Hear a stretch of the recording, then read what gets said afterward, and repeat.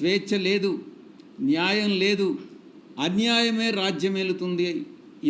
ఈ ప్రమాణ స్వీకారానికి ముందే ఈ రకమైనటువంటి ప్రామాణికాలు సృష్టిస్తున్నారు అని అంటే దీని మీరు అర్థం చేసుకోవచ్చు చంద్రబాబు నాయుడు పరిపాలన రాబోయేటటువంటి 5 సంవత్సరాల కాలంలో ఎలా ఉంటుంది అన్నటువంటిది. కనీసం ఫిర్యాదు చేస్తామన్నా కూడా దాడి చేయించుకొని దాడి జరిగిన తరువాత గాయాలకి గురై ఆ తరువాత కూడా ఫిర్యాదు చేస్తామనంటే అధికారులు భయపడుతున్నటువంటి పరిస్థితి ఫిర్యాదు తీసుకునేదానికి. ఇది చంద్రబాబు నాయుడు పరిపాలన. ఈరోజు రాష్ట్రాన్ని అత్యంత భయానకమైనటువంటి వాతావరణంలో ఈరోజు చంద్రబాబు నాయుడు ప్రమాణ స్వీకారానికి ముందే నెట్టడం జరిగింది.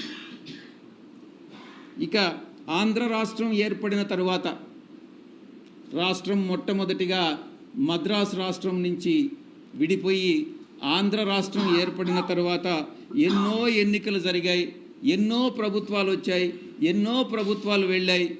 కానీ ఈ విధంగా ఎన్నడూ లేని విధంగా ఎన్నికల తర్వాత హింస చెలరేగడం అన్నటువంటిది ఈ యొక్క చంద్రబాబు నాయుడే నాంది పలికాడు అన్నటువంటి విషయాన్ని నేను మీకు తెలియజేస్తా ఉన్నా.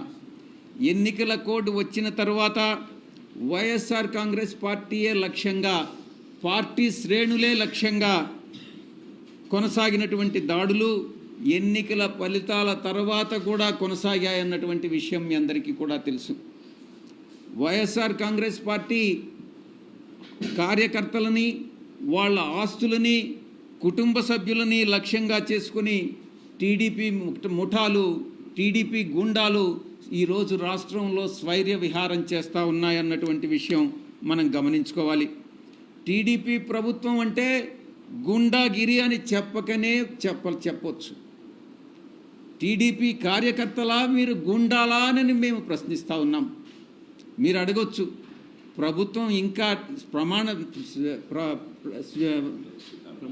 ప్రమాణ స్వీకారం ముఖ్యమంత్రి గారు ప్రమాణ స్వీకారం చేయకముందే మీరు ఈ ఆరోపణలు చేస్తున్నారు అని మీరు ప్రశ్నించవచ్చు. నేను ఒకటే సమాధానం చెప్తా ఉన్నా, ఉద్దేశపూర్వకంగా చంద్రబాబు నాయుడు ప్రమాణ స్వీకారానికి ముందే ఈ యొక్క హింసను ప్రేరేపించాడు అనేటటువంటి విషయంలో ఎటువంటి సందేహం లేదు.